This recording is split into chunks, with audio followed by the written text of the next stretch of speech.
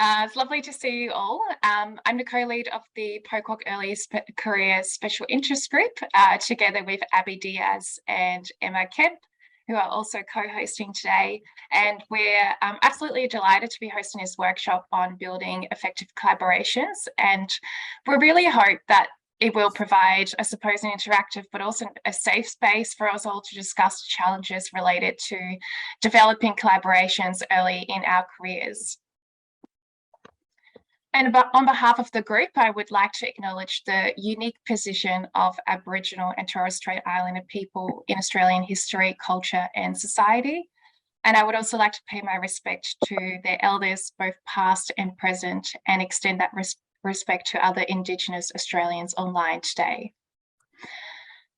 So in this first part of the workshop, we will be hearing from three senior researchers who I'm sure are all very familiar to you.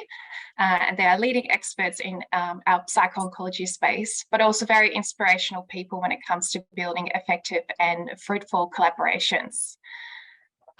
And then in the second half of the workshop, we'll break into small groups where you'll have the opportunity to ask any burning questions from our senior researchers and also have an open discussion with your ECR colleagues. And we'll then come back together to have an open discussion and share our key learnings and takeaway points. So just to note that the first half of today's event is being recorded and it will be made available on the PoCoG YouTube channel, where you can also view previous webinars. So then moving on to today's hot topic, I'm sure we can all say that the early phases of our career as researchers can be a challenging one to navigate. And that certainly has been the case for the last 2.5 years now. And perhaps one of the most important, if not the most important ingredient for achieving success in our careers is building and maintaining collaborations and mentorship relationships. And today we're joined by Doctors Brian Kelly, Haryana Dhillon, and Laura Kirsten, who are successful researchers, but also wonderful mentors. And they have kindly offered to share their insights on this important topic. And it's really our hope that their presentations and the discussions that you'll have with them in small groups will provide you with new knowledge that you can apply in developing meaningful and lasting collaborations. So on that note, I would like to introduce to you Professor Brian Kelly. Brian is the chair of PoCoG and Pro-Vice Chancellor of Research at the University of Newcastle. And we're very delighted and grateful to have Brian joining us today, and he'll be speaking about how to build effective collaborations during the early stages of our careers. Thanks, Brian. Well, thank you, Nika. Thanks for that introduction and welcome, and terrific to see everybody here. This is such an important topic, and it's really delighted to have a chance to discuss it with you. And my role here in the university in research more broadly, this is probably one of the most common issues that crops up, and what I'm hoping to do is just to quickly go through a set of points. Won't be a complete discussion, but just some points that might trigger discussion in smaller groups. And I've used the points that were sent by the team as discussion points today, just to kind of provide headings for myself. So I can't help but use some PowerPoint slides. I'm sorry. You'll have to bear with me. It's in my bloodstream. So here we go. Let me see if I can share the screen.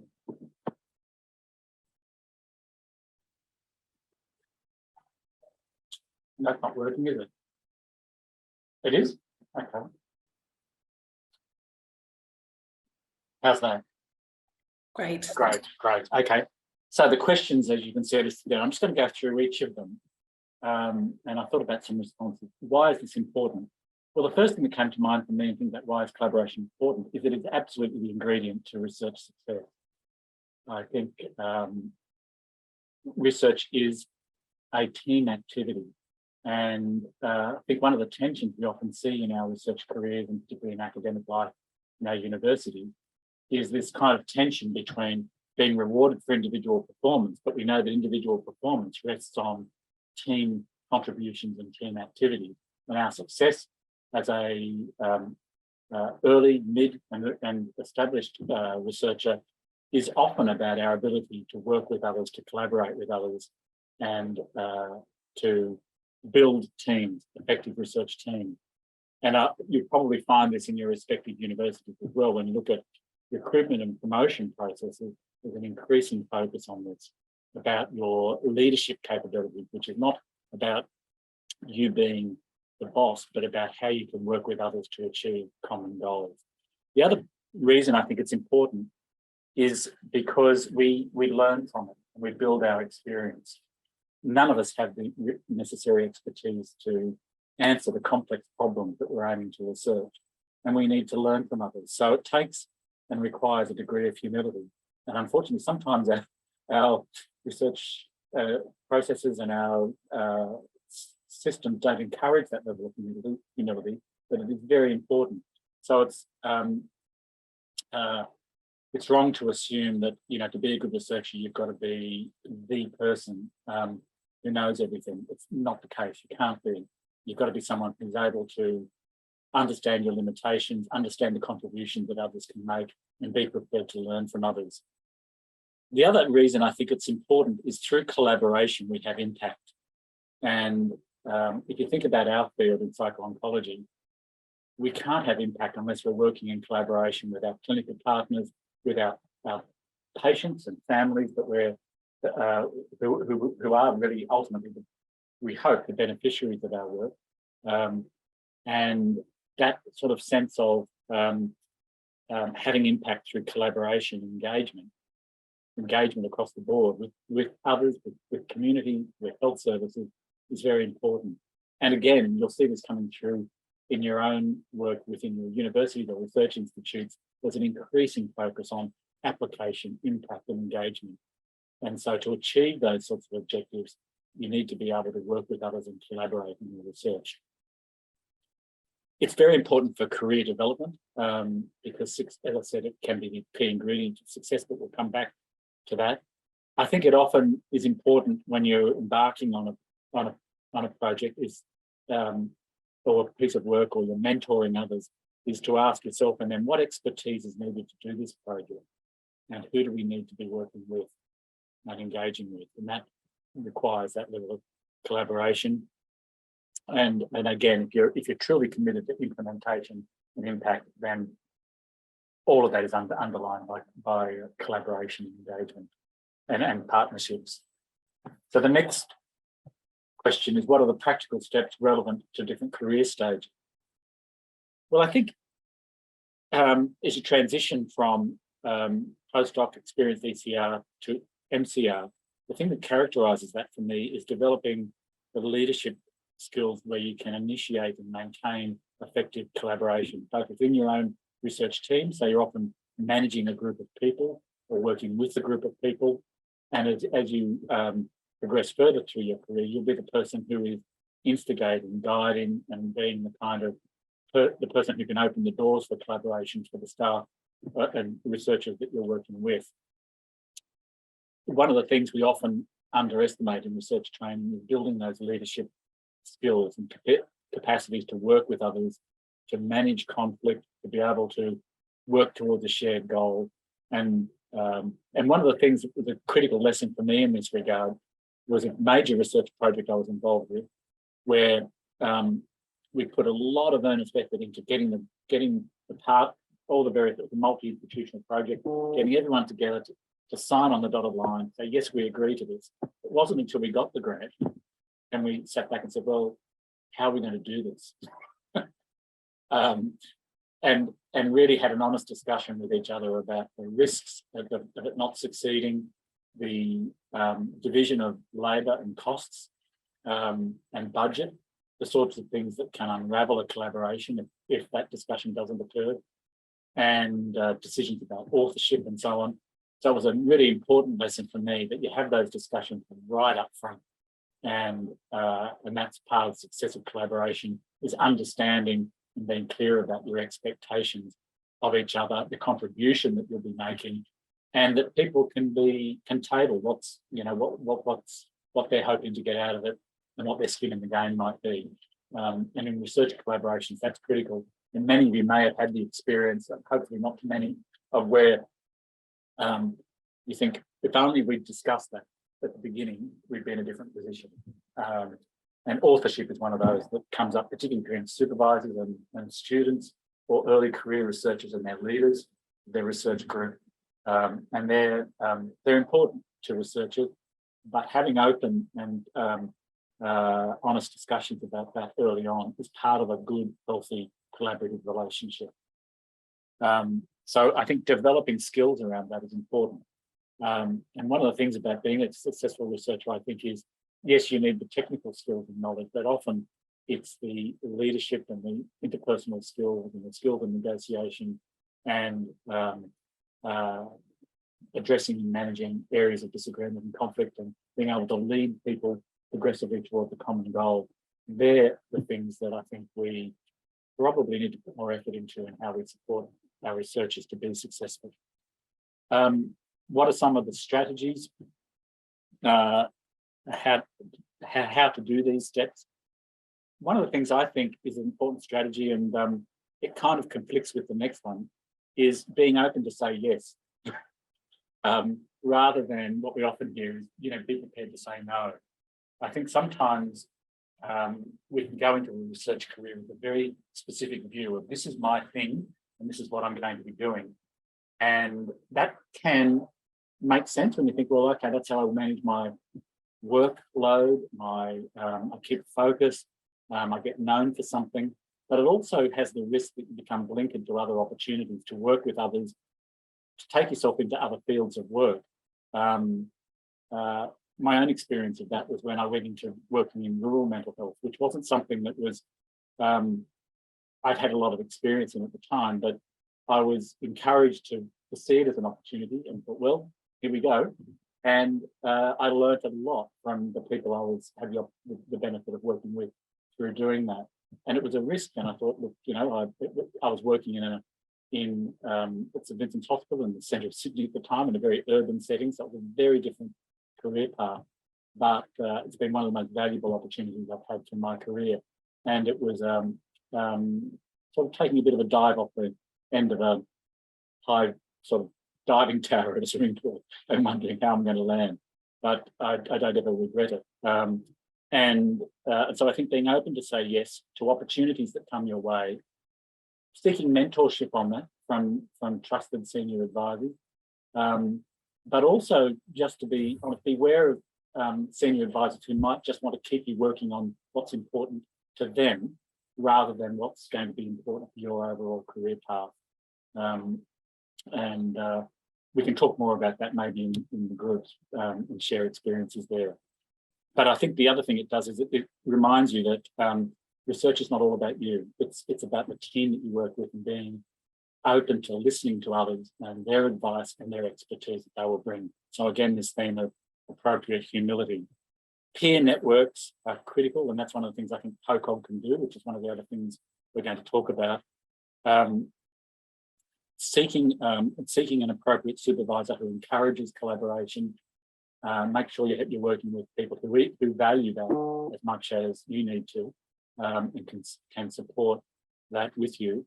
The other thing is that you need to be honest that not all collaborations will be successful, and when they're not, to be able to sit back and learn from that and think about what went wrong there. None of us are perfect. And I mentioned before that instance where I thought, yep, if I were to rewind, I would have had some critical discussions, not just get people signing up to a grant, but have some discussions about how are we actually going to do this big piece of work, and learn as commonly said, we learn a lot more from our failures than our successes. But we need a way to do that, to sit back and reflect on that, learn more about ourselves, about how we can function effectively with others, but also learn about how research teams can be as effective as possible. How can PoCoG assist? I think PoCoG's, and I'm speaking from the point of view of chair of PoCoG and value it enormously, been involved for a number of years. I think it's an enormously beneficial network of like-minded colleagues working towards a similar vision around psycho-oncology. Sometimes you can feel a bit alone in psycho-oncology, and and I think to feel connected and supported by others is critical. I think it also creates cross-disciplinary networks, and being able to hear the points of view of other disciplines, work together, learn from each other, whether it be different research methods, so that mixture of the classic one of mixing qualitative and quantitative methods, respecting each other's approaches, learning about what that can contribute to your research. All of that's very valuable. Events like this, the conferences that you can attend, the way in which you can then use those opportunities to get to know other people, connect with them and work with them, which can increase the scale of the research that you're doing and its potential impact. The challenges, sorry, I'll move along. The challenges to overcome, I think I've mentioned a few of these already. Sometimes balancing that sense of individual achievement versus team achievement. A kind of way of looking at this is that if the whole team achieves well, everybody benefits from that. It's not an individual sport. Be aware that you can go down quite different paths through your career and benefit from collaboration. Be invited into areas of research that you may not have thought is initially on your path, but do that because you can learn something from it, and it may take you to places that you haven't anticipated. As I said earlier, the challenges can be understanding expectations and your role in grants and publications and agreeing on that at the very beginning. And in collaborations, the other thing is being aware of potential research integrity issues, making sure that everybody's aware of all the sort of obvious obligations and responsibilities around the responsible conduct of research. And I think the other point I'd make is that if we're going to be innovative, innovation occurs at those edges of collaboration, where we connect with people and learn new and different things. This idea that's about convergence, bringing quite disparate disciplines together to think about problems ahead of them. For example, in our area of psycho-oncology, it may be that we need to be working with health economists or people who have expertise in policy, who've never worked in health, but bring quite a different perspective on how you might change systems and organisations to adopt new practice, which is a very important issue for us in psycho-oncology. So again, thinking about what sort of pieces of this jigsaw puzzle can you bring together to create something new and innovative. So I might leave it at that. They're just some thoughts, and then hand over to the others for their consideration as well. Thank you. Thank you, Brian. That was fantastic, and I love the what you said about innovation occurring at the edges of collaborations. That's something to think about. Our next speaker is Associate Professor Haryana Dhillon, and Haryana is the PoCoG Scientific Advisory Committee Chair and a Senior Research Fellow at the University of Sydney. Today she'll be sharing with us how to manage our current supervisory relationships effectively and specifically during the process of developing collaborations of our own. Thanks, Haryana. No problem. So similar to Brian, I'm just going to share my screen and share some slides to keep me on track, I hope. Are you showing me up, Harry? You've got pictures. Well, we'll see how it goes. So I'm very grateful for the opportunity to talk about this. It's something that I think we probably need to spend more time thinking about, both as academics and researchers and students, and be much more explicit about the process that we kind of engage in and help people move through the transition through the different stages of the relationships that we form with the people that we work with. Because as I said to the students that I tend to work with, that once I'm on your team, I'm on your, as a supervisor, I'm on your team for as long as you want me to be there, and I can be useful, but that may change over time, and and explicitly asking them what they need from me for different things. So I think in terms of supervisory relationships, I do think it's important to acknowledge that sometimes they cannot be great. And so finishing a supervisory relationship is something that is often difficult, but you don't have to maintain a relationship with someone if it's not working. And I think really there are, and the longer that I kind of stay working in higher degree supervision and things like that, the more I see it. And I've certainly been involved in some supervisory teams where it's worked beautifully, and others where it's really been very challenging. And what I've taken away from that is, if I'm finding it challenging to engage in the supervisory relationship and with the team, it's probably also that the student is having a similar experience. And sometimes, and that may actually be that the makeup of the team isn't right. So being really clear about that and working out a strategy that you can actually move someone to a more positive relationship is good. So sometimes that for me has been bringing other people in, or talking to, changing the roles, or being really explicit about the parts of the work that I'm involved in, that mean that I can take more responsibility for, more leadership on, and provide more support that doesn't involve someone else who's a little bit more difficult. I've not yet been told that I'm the difficult person, but I suspect probably one day it will happen. But I'm hoping to avoid that.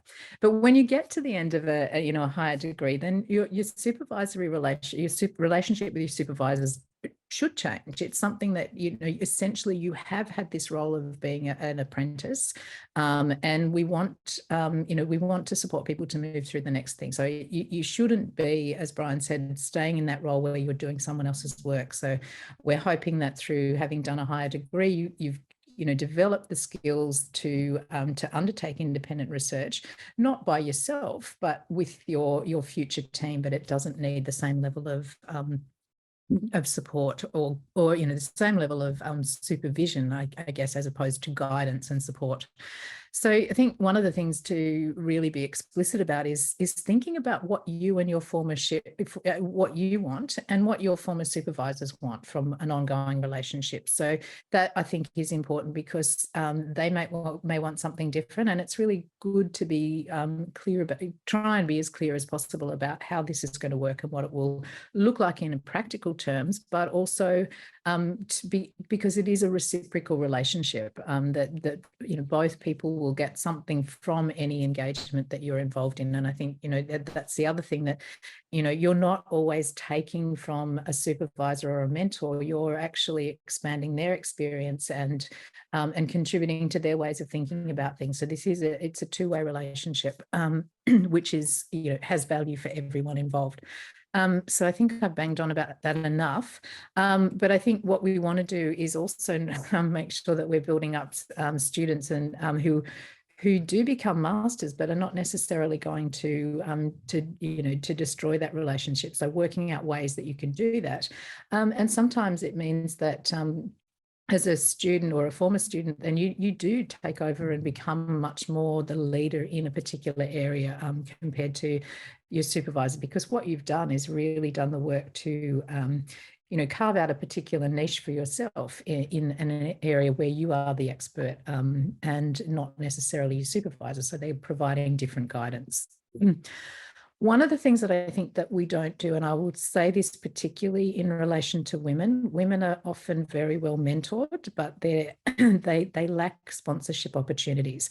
And I just thought it was really useful to kind of highlight that, so that you think about what it is. You're not necessarily always looking for a supervisor or looking for a mentor, but you're actually wanting perhaps someone who can be your champion and help you become more visible and give you opportunities to advance your skills. And as Brian was talking about earlier, some of those leadership skills and and opportunities to develop those are really important. So, mentors tend to be there as a development, supporting, encouraging, insightful role, whereas sponsors are much more likely to be promoting or actively enhancing or championing your visibility. So, and I think, on a one-on-one level, for individuals, sometimes the mentoring is really important. And I think the, I guess, organic evolution of a mentoring relationship is important. So I know that we have the mentoring program and there are an increasing number of these, but those mentoring relationships are not always going to be long term. And I think to some extent you'll have different people who are better placed to mentor you at different times in your career, and that sometimes, it takes time to kind of develop to the point where that relationship is actually working really well. But increasingly what I'm finding is in the work that I'm doing, being aware of lots of opportunities. I try and keep a literal list of people who I think, might be good for me to be, it might be good for them, for me to be promoting them into different opportunities. So in terms of speaking engagements or committee involvement and those kinds of things. So seek out people who will do that for you. And if there's an experience or something that you're interested in, find the person who can actually promote you to that, or can promote your involvement. So letting people like me or Joe or Brian or Laura, people who are in leadership positions, know that you're interested in developing skills in an area is actually really helpful for us too, because you're always looking for people to fill a gap or to help support things or support different activities. So I won't kind of talk too much about collaboration in this sense, but just to really reinforce some of the things that Brian has said, that, this is actually about working with people to, to promote something that's or produce something that is, whatever it is, whether it's a personal activity, whether it's a creative engagement, or it's a, clinical service, or it's research. So it's about producing something of value. We need collaboration research because it is difficult, and we certainly know, and this is one of the bugbears for psycho-oncology over many years, is really that single institution studies don't necessarily generate to other services, and we really need to, if we want to create policy change and changing practice, that we need to make sure that what we're doing is applicable at a state or national service level. And it's much easier to do these kinds of things if we actually have more people involved. But the main reason is really that you get the best ideas when you have multiple people thinking about it. So I've never yet walked into, been involved in a discussion around a research question that has involved two or more people and not come away with a different perspective and a different way of thinking about that has actually been incredibly valuable. So, collaboration involves that level of support, the teamwork, communication, trust, motivation, inspiration, and success. And some people are better at doing different parts of this than others. And so trying to make sure within your collaborations, you have people who can support all of those different activities is really important. You need to get the right people together in terms of the skills that you need in order to achieve a particular collaboration or project. But influence, again, is really important. So who are the people that are going to be able to influence the uptake or the engagement with your projects? And one thing that I always like to consider is who is it that possibly can do your collaboration harm? And I think that's both at your career level and as well as in collaborative teams. So sometimes keeping the difficult people who might be able to do you harm in some way engaged in a project could become a really effective strategy to use. In order to make sure that they're not, essentially you've got them on the inside of the tent, helping you rather than standing at the outside throwing rocks at your tent. So, it's kind of thinking creatively about how we're actually going to manage this whole situation. And sometimes the way that you would actually do that within the collaborative relationship is have other people who know that this is part of the problem, and this is an explicit thing that we're talking about, and have a strategy to manage that. So it may be that someone who is that you bring in someone more senior or a senior leader who can actually support you in that process, and their job is kind of to manage that relationship. So there's lots of different ways, I think, of setting up the expectations of what people bring to different collaborations. We want people to be connected and excited about what it is that we're doing. So it's very rare that you're starting a project where you think, oh, you know, it's not going to be very interesting. It's not going to be much fun. If that's the case, then you'd be wondering why you would want to do it anyway. But ultimately, the teamwork is really important. And if you do it right, then the network and the collaboration does take on a life of its own. And sometimes that's beyond you. And so knowing when you want to step down or step out or take a less significant role in some networks and collaborations is also really important, because it doesn't, you know, you're building relationships with people that may be beyond just yourself and your interest in it. So that's worth considering as well.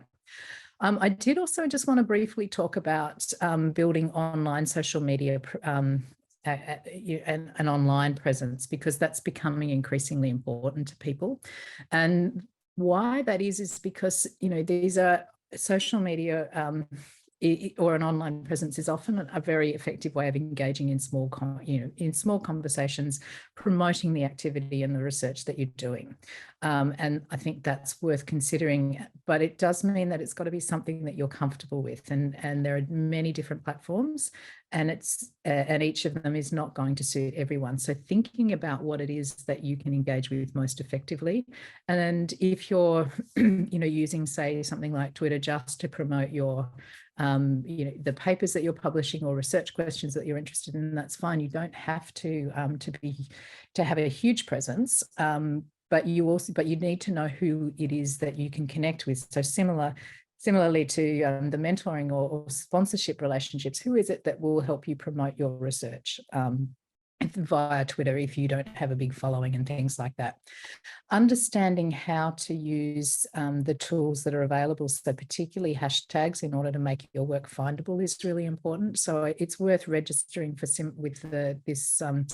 this web group and actually familiarizing yourself with the different hashtags that are relevant. And I do, when I'm live tweeting conferences, I often have these things open so that I've got I know that I'm using the right hashtags for different areas of research. So as you can see, there's the Psycho-onc one and the supportive onc and et cetera. And that it just helps you to track, or it helps you follow the conversations, and you can see what's happening over time. But one of the reasons that I think this is worth engaging in is because as you kind of develop in your career and you're moving through the stages, you know, demonstrating impact is one of the things that you have to do, and this can be a way of talking about your impact or the influence that you have on people in the field through your engagement with different conferences, through tweeting or different approaches to that. So but thinking about what it is that you do and how much time it takes and how much time you would allocate to these sorts of things and what it's taking away from taking you away from in terms of what you can spend time on. One other area that I have found really useful is using this web app, which is called Wakelet, for compiling information, and that's also been a way of summarizing my own kind of note taking from tweeting, but also providing a resource back to other people that they can use about what was discussed in particular meetings or conferences or events. So that's a useful tool to consider as well. And then the other thing that's becoming increasingly clear is that when you're working with patient groups or clinical populations, that particularly those that are rare, that there are really powerful ways of bringing them together via social media. And the one that I know the most about is the ROS1 group, which are bringing people with lung cancer together who have a ROS1 mutation. And they've actually formed an international group and have had quite a lot of influence over the direction of some of the research that's been undertaken. So there are these ways of engaging with people as well that have a lot of influence. And so I'll stop there and just say that, one of the greatest joys of being involved in an organisation like PoCoG is having, this fantastic group of people to work with and collaborate with over many years, and I hope for many more. Great. Thank you so much for that presentation, Harry. That was fantastic. I really liked your points about particularly finding, the right people for different parts of the collaboration, or the right mentors or sponsors for different purposes or stages in your career. And lots of useful information about social media as well. I think what I'll be doing is going back over the recording of this first part of the workshop so I can make some more notes on the gems that you've brought up. Thank you very much. I would like to now move on to introducing Dr. Laura Kirsten. So Laura is Principal Clinical Psychologist at Nepean Blue Mountains Local Health District, and she's also a very active researcher. So she's a nationally recognised expert in psycho-oncology with approximately 50 peer-reviewed articles, and she's been Chief Investigator on major projects, including some funded by the Australian Research Council and Cancer Institute New South Wales. Today, Laura is going to be speaking to us most appropriately about building collaborations either as a clinician researcher or with clinician researchers for those of us who are in non-clinical roles. Thank you very much, Laura. Hi everyone, thanks for inviting me to talk today.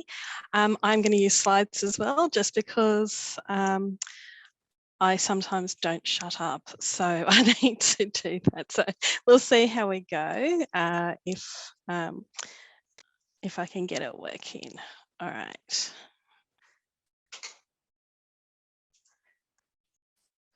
So I'll assume that you can see my slides. So I'm going to focus, I think, mostly today. I had a look at who was attending and I thought these look like mostly researchers. So I'm going to focus on how to engage clinicians more. I think that might be a bit more helpful for you guys.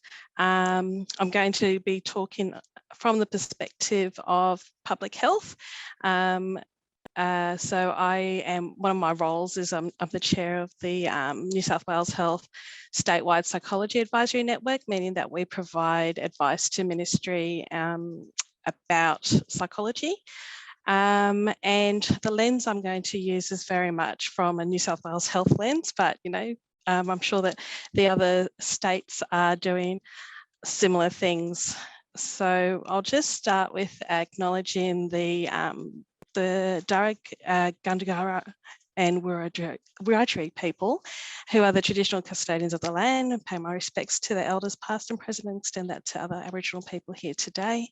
And I love showing this slide because it's just so beautiful. So I keep it in. Okay, so I guess I thought I'd just make it fairly informal, but I'd just have some guiding points that are going to sort of help my keep me on track, really. The first question I sort of thought of when I was asked to present about this is, let's think about why is collaboration between clinicians and researchers important? So that must be between academics and clinicians important. So I think what we know is that we have improved patient outcomes and clinical processes. We know that the clinicians have an experience of increased job satisfaction and stimulation from their work, and then from being involved in research sort of gives them an enhancement of that experience. And we know that by doing clinically relevant studies, clinicians get a sense of ownership, they can focus on local problems, and that can really help to lead to health service improvement. And we know that for the researchers, that the academics, that the clinicians have access to the patients. So that's always nice. And we have some clinical expertise that we can usually share that will help to add some depth to some of the research and give some context for some of the research questions that that you may have. So I thought I'd just sort of review what's currently happening. So what I've noticed in the past few years, strangely since COVID, but in terms of what's happening in New South Wales Health, and I think across Australia, is that there's been an increased recognition of the value that can happen from having collaboration with the universities from a health service perspective. And so we know, and I'm going to talk a little bit from an allied health perspective, because most of people working in psychologists or social workers fall under allied health banner. We know that medicine and nursing have always done this really, really well. So they've had formal academic roles within the health system. And, I know where I work, we've got the School of Nursing has academics placed on site, and we've got the University of Sydney's got an institute across the road. So there's a lot of opportunity for nurses and doctors to be involved in research. But in the past few years, we've seen an increased number of professors of allied health who are employed jointly by Public Health and by University of Sydney. And whilst they're mostly metropolitan, these are happening increasingly across the state, which is really great to see. And they're from a range of disciplines. So there's physiotherapy, speech pathology, dietetics, psychology. So there's a range of professors of allied health. And I guess their role is to have more of an agnostic view of allied health so that they can support any clinician who's involved in research. And these professors are developing a bit of a research hub around them, which is great, and provides consultation for the clinicians. There's also increasing funding opportunities provided by New South Wales Health. So we've got translational research grants, we've got an Office of Health and Medical Research. So there's these things. And then earlier this year, the New South Wales Health recently held an Allied Health Research Showcase, which was an opportunity for people to submit abstracts and to present their work. And that was really great. An opportunity for people to get together and support research. And that was the first time they've done that in such an elaborate way, and really, throwing their money behind by engaging in research. But I think one of the things is that we know that there are some challenges, obviously, to working with clinicians and with academics. And so I just had a bit of a brainstorm by myself about what are the things that I think are some of the challenges. And I think, this is well established that there aren't very clear pathways to link researchers to clinicians. And so I think we need to think about how we can do that more effectively. Obviously, PoCoG, I feel very lucky to be in psycho-oncology, actually, because I think psycho-oncology does this so much better than other areas of psychology in particular, but eating disorders is doing it more so, but definitely psycho-oncology, having PoCoG is fantastic. We know that clinicians have really heavy workloads, and so there's a need for us to prioritise the clinical work. So we did a study, it's not yet published, but we did survey about 450 of our clinicians, and we found that that was the number one barrier to engaging in research for the clinicians. Quite often clinicians lack research, confidence in their own research skills. So for people who have done a little research project as part of the university degree, might be a number of years since they've done their research project, they might not feel that they have the capacity or ability to do research, and so that might prevent them from engaging with with researchers to be a part of the research projects. And I guess that was one of the reasons why I started the Clinicians Research and Interest Group in PoCoG, because back in 2012, when we were having IPOS meeting in Brisbane, I belonged to a peer consultation group of psychologists who work in oncology, and some of them were saying, "Oh, Laura, I've been doing some research. I'm not sure if I can present it. I've got ethics, I've done pre and post measures, and I've done an intervention. Is that enough?" And so I'm like, yeah, that's enough. So I got them to send me their abstracts, and we worked on their abstracts, and they got to present their research, which was really lovely. Another thing that happens is that clinicians can often be intimidated by researchers and academics. So they might not admit that to you, but they might feel that that's just too, that they just wouldn't be able to have the same language or the same knowledge. And so that might prohibit people from engaging in research or feeling that they're good enough to be engaging with academics.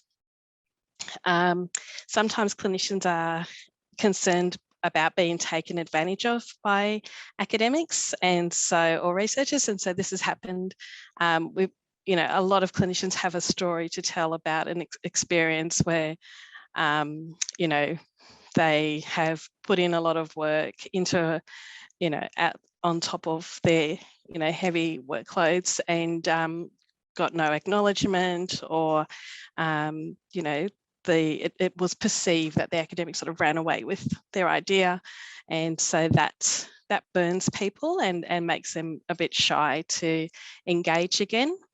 And sometimes clinicians need to seek permission from their managers to be involved in research. So if you're lucky like me, my manager, who just happens to be sitting over there, is very supportive of research and me being involved in research, but sometimes that's not the case. And so the managers might be very clear about them not being able to take part in the research unless, you know, we've got all these clients coming in, they need to be seen.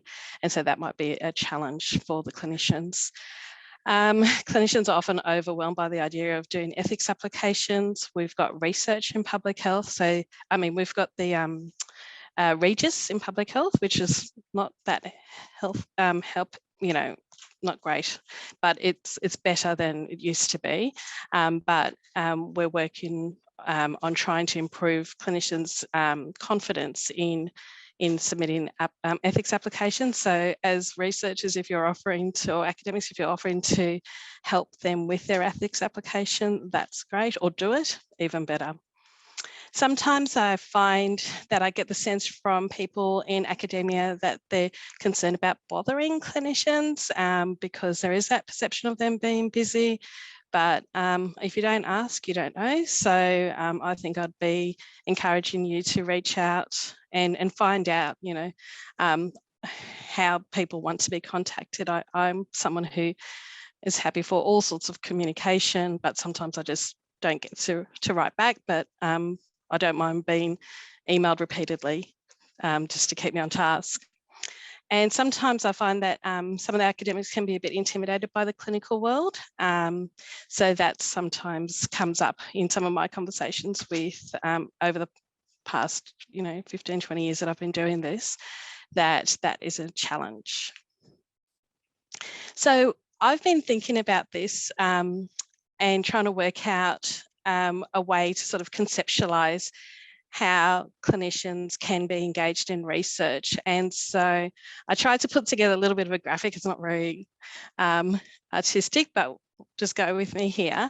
And the reason I came up with this is I've been talking to some of the clinicians that work in oncology in the Sydney area about, you know, did they want to be involved in research and what that could look like.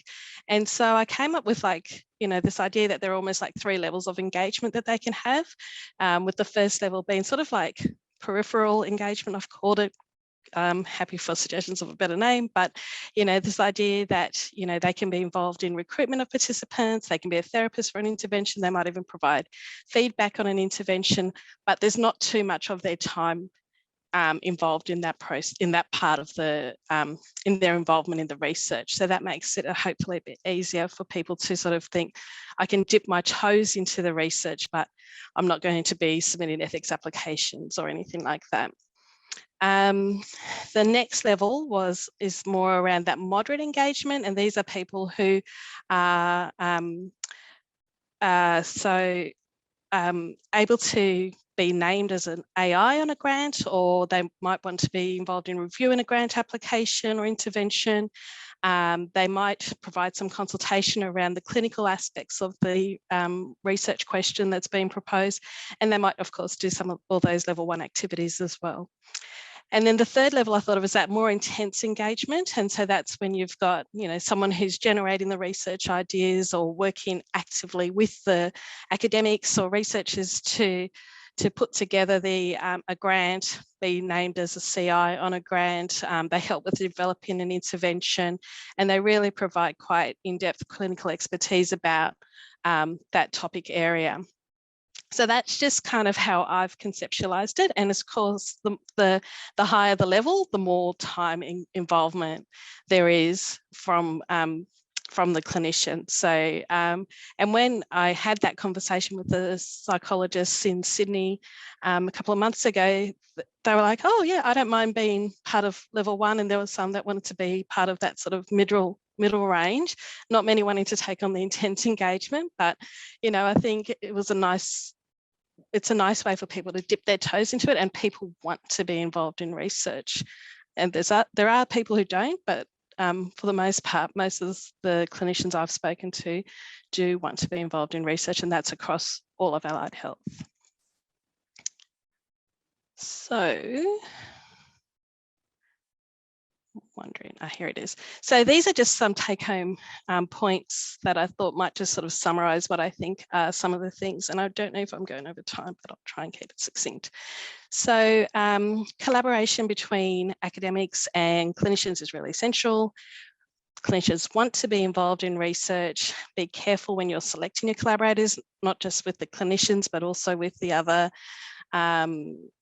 researchers that are on your team. You know, obviously you want to think about, as Brian was saying, what role they have, but also whether they're nice to work with.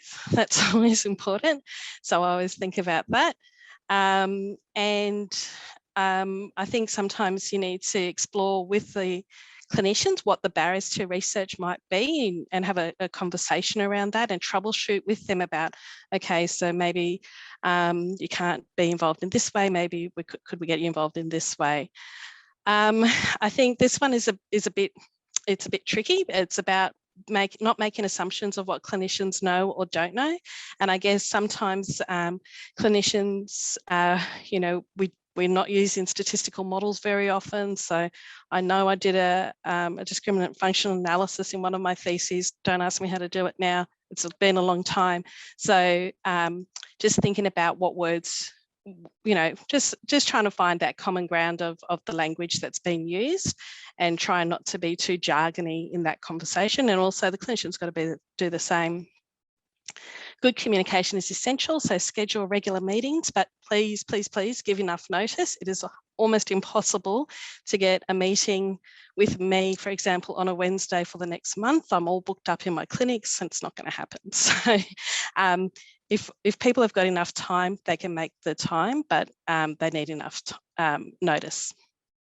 If possible, it's really nice to meet face-to-face when you can.